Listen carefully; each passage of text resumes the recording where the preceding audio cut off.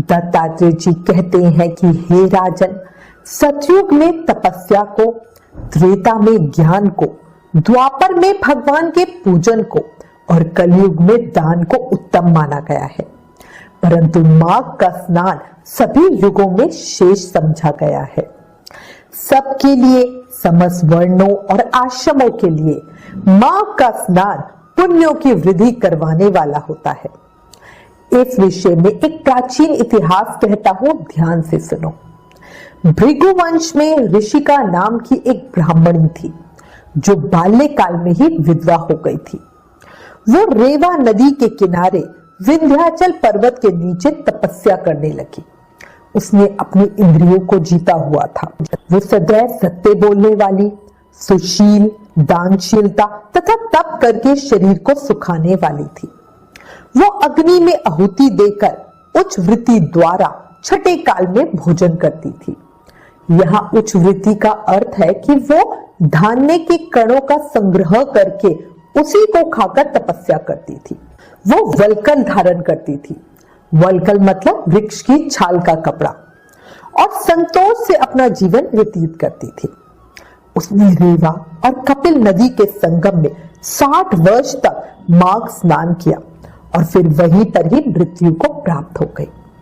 माघ स्नान के फल से वो दिव्य 4000 वर्षों तक विष्णु लोक में वास करके सुंद और उपसुंद नामक दैत्यों का नाश करने के लिए ब्रह्मा जी द्वारा त्रिलोत्मा नाम की अप्सरा के रूप में ब्रह्मलोक में उत्पन्न हुई।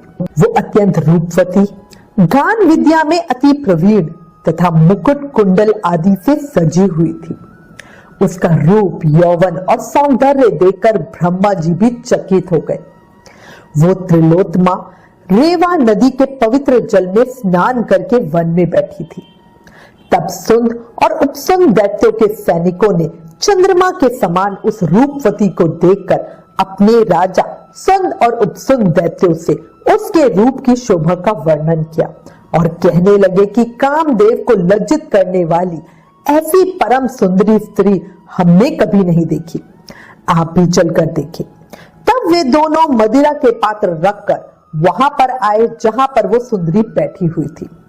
दोनों दैत्य उस परम सुंदरी को देख और मदिरा पान के कारण काम कीड़ा से पीड़ित हुए और दोनों ही आपस में उस स्त्री रतन को प्राप्त करने के लिए विवादग्रस्त हुए, मतलब आपस में ही लड़ने लगे और फिर आपस में युद्ध करते हुए वहीं पर समाप्त हो गए।